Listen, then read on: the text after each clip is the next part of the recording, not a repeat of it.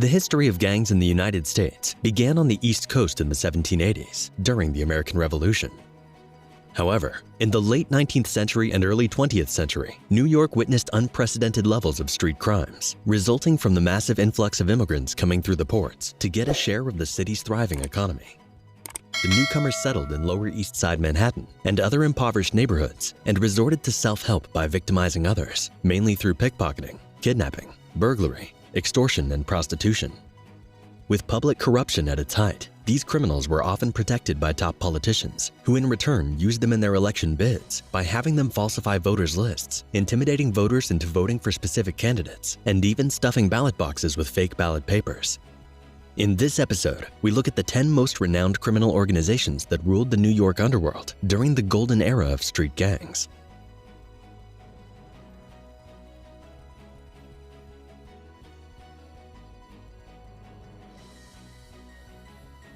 Number 10. The Crazy Butch Gang. The Crazy Butch Gang was a loose group of juvenile delinquents widely known to be New York City's top pickpockets of the 1890s. The gang was founded by Simon Ehrenstoft, also known as Crazy Butch. He was orphaned at age 8 and began pickpocketing in Manhattan.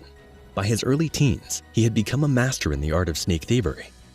He later found a stray dog, which he named Rabbi, and trained it to snatch purses and bring them to him at a street corner where he would be waiting. The ease and success of his operations soon attracted other juvenile delinquents in Manhattan's Lower East Side, who joined him and formed what would be known as the Crazy Butch Gang. The gang began a snatch racket whereby a gang member would ride his bicycle, purposely collide with a pedestrian, and start a loud argument. As people gathered to watch the fight, the other gang members would pickpocket the crowd. Once the pickpocketing was done, the offender would tender an apology and ride away. The group would then meet back at their base on 40th Street on Manhattan's Lower East Side and share the proceeds. The gang soon diversified into shoplifting and other forms of sneak thievery. When Crazy Butch got killed during a botched operation, the other gang members parted ways and continued their criminal activities individually.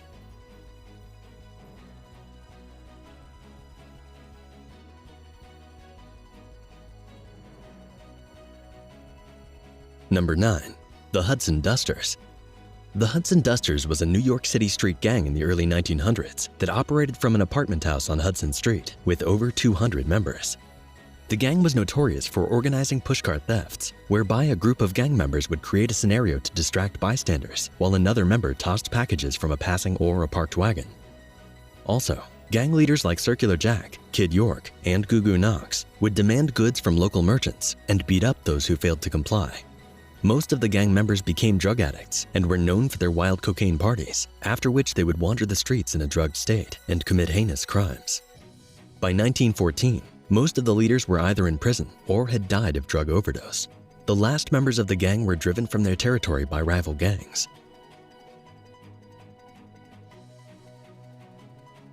Number 8.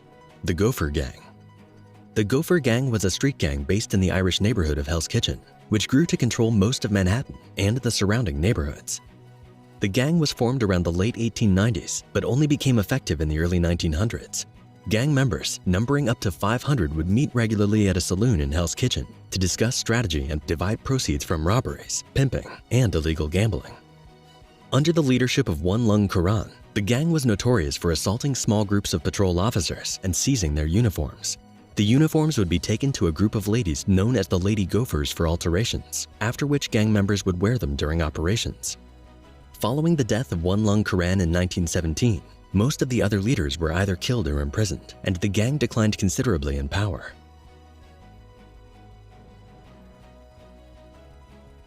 Number 7. The Daybreak Boys. The Daybreak Boys was a mid-19th century New York City street gang renowned for sabotaging ships at the New York waterfronts and executing dozens of unprovoked murders. The gang was founded in the 1840s by Nicholas Saul, a notorious river pirate under whose leadership they carried out violent raids on the East River, usually before sunrise, killing crew members and stealing their entire cargo. Gang members were primarily teenage Irish immigrants and Irish Americans, some of whom were as young as 12. At its height, between 1851 and 1853, the gang is estimated to have murdered over 40 people and stolen over $200,000 worth of goods, which is approximately $7 million in present-day value. On August 25, 1852, in an attempt to raid a ship of the William Watson Company, To the gang's greatest surprise, the crew member engaged them in a fierce gun battle that lasted over an hour. When news reached the local police department, over 20 officers were dispatched to hunt the criminals. The pirates were chased from the East River right up to Pete Williams' slaughterhouse, where they finally surrendered to law enforcement after a 3-hour siege. Saul and his lieutenant, Billy Hallett, were convicted for murder and sentenced to death by hanging. After Saul's execution, the lack of strategic leadership resulted in several botched operations and bloody gun battles with law enforcement, during which many gang members were killed. In 1858 alone, over 12 of the gang's members were killed by the police. By 1860, the gang had ceased to exist.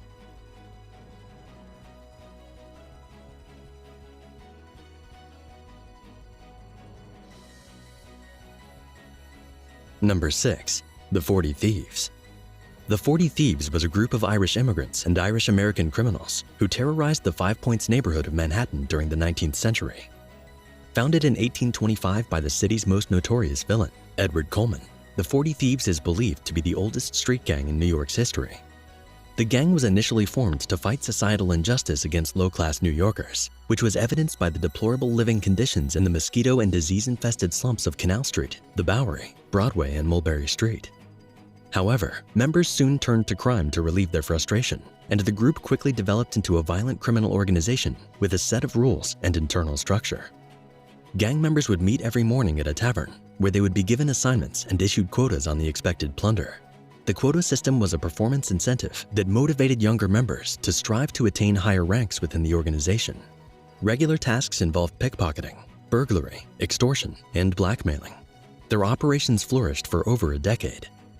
However, when the founder Edward Coleman got convicted and executed for murder in 1939, the void in leadership created a lack of internal discipline, causing some members to defect to other gangs, while others continued their criminal careers independently.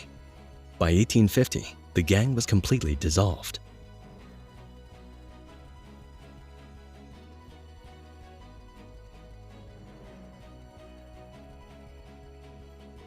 Number 5. The Bowery Boys. The Bowery Boys were an early to mid-19th century anti-immigrant, anti-Catholic, and anti-Irish criminal gang based in the Bowery neighborhood of Manhattan, New York. Therefore, they were the arch-enemies of the Dead Rabbits, a notorious street gang dominated by Irish immigrants and Irish Americans.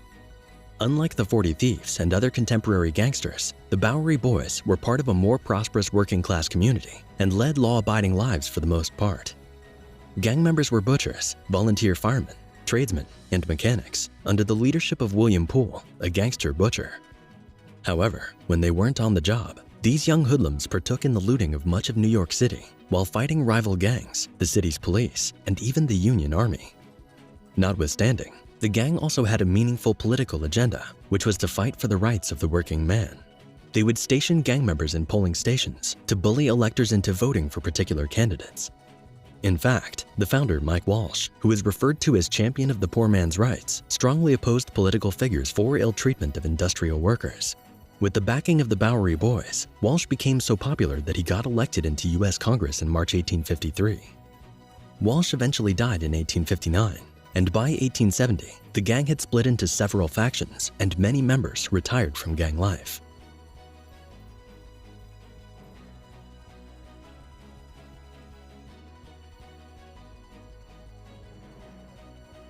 Number 4. The Dead Rabbits. The Dead Rabbits was a violent street gang of Irish immigrants and Irish Americans which operated in Lower Manhattan, New York in the mid-1850s. The Dead Rabbits were arch-enemies of the Bowery Boys, against whom they fought over 200 gang battles within a period of 10 years. On the evening of July 4, 1857, while the city was celebrating Independence Day, members of the Dead Rabbits, armed with iron bars and large paving blocks, invaded a clubhouse occupied by the Bowery Boys. The Dead Rabbits wrecked the bar, ripping up the dance floor, drank all the alcohol in the place, and smashed the empty bottles on the floor. The fighting that ensued resulted in the largest street gang war in New York's history. A small police squad was dispatched to break up the fighting, but was attacked by the crowd, stripped of their uniforms and severely beaten. When the police sent reinforcements, some of the gangsters forced the local residents out of their houses, climbed up to the rooftops, and showered the officers with stones and brickbats. Several officers sustained severe injuries, and the police were forced to retreat. Soon after, over 100 other criminals not affiliated with either side arrived at the scene, with axes, pitchforks, chisels, and other heavy tools, and looted the neighboring households and local stores. Over 1,000 people are estimated to have been involved in the fight. With the emergence of more powerful Irish gangs like the Wyos in the 1860s, the Dead Rabbits significantly declined in prominence.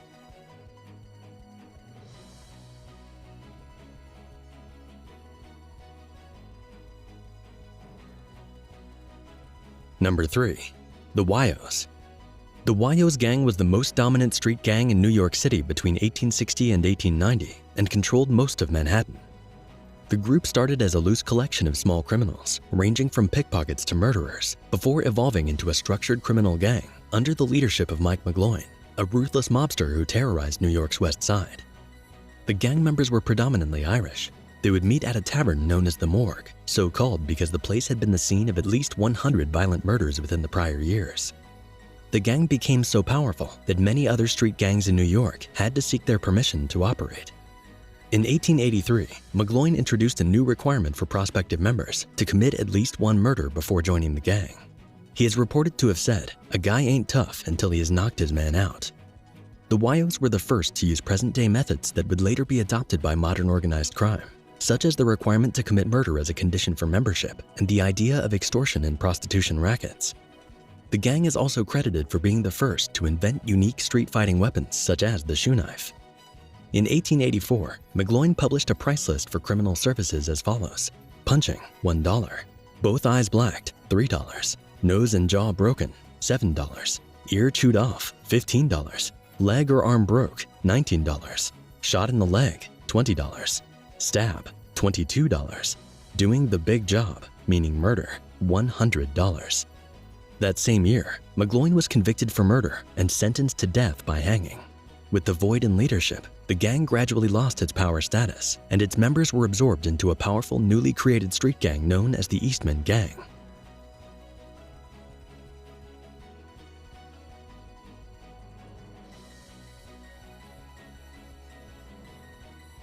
Number 2. The Eastman Gang. The Eastman Gang was the first non-Irish street gang to gain prominence in the New York underworld during the 1890s.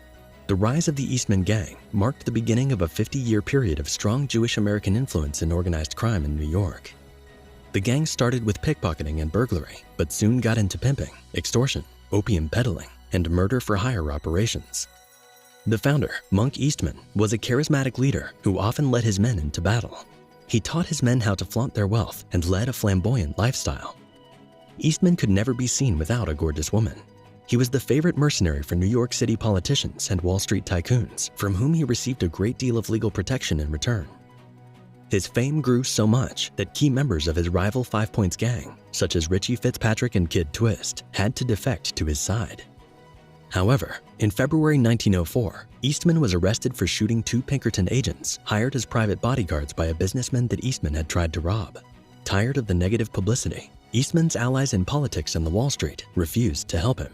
He was convicted for attempted murder and sentenced to 10 years in prison. After his release, the gang had splintered into multiple powerless factions operating independently of each other. With no single faction willing to accept him back as their leader, Eastman found himself out of power and reverted to petty thievery. He served several short jail terms and was eventually murdered in December 1920.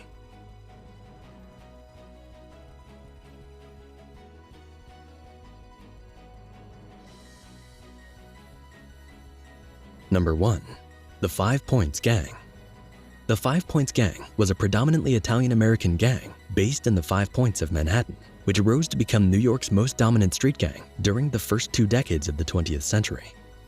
It was founded by an Italian-American, Paolo Vaccarelli, later known as Paul Kelly. In addition to the usual robbery, extortion, and prostitution rackets, Kelly and his lieutenant, John Torrio, realized that a lot of money could be made by supporting corrupt politicians in their election bids, by falsifying voters' lists, bullying voters to vote for specific candidates, and stuffing ballot boxes with fake ballot papers. The gang was renowned for its brutality, and their battles with other gangs were usually a fight to the death. Over time, Kelly recruited Jewish, Polish, and other Eastern European immigrants into the gang, making it diverse and even more powerful.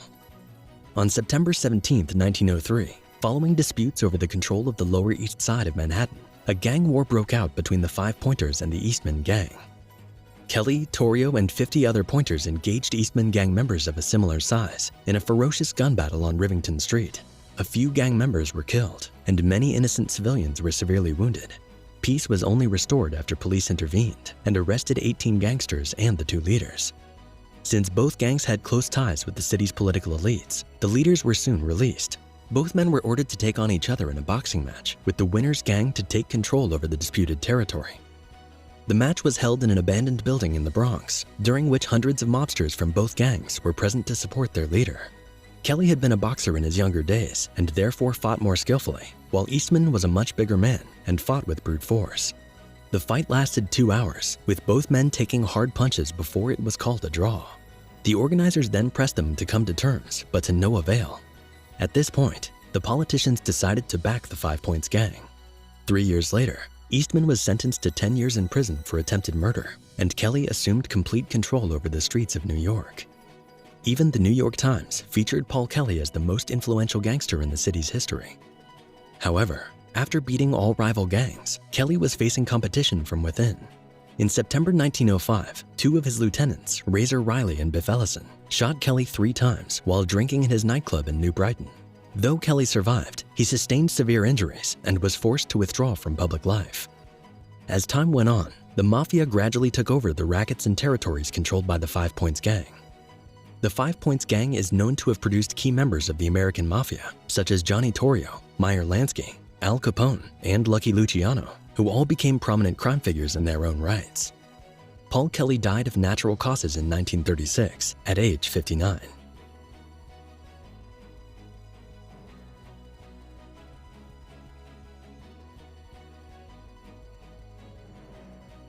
Thank you for watching. If you have a video idea, why not leave a comment below? And if we make it, we'll give you a big shout out. And please don't forget to subscribe to our channel and hit the notification bell for more videos on crime stories, notorious outlaws, and historical scandals.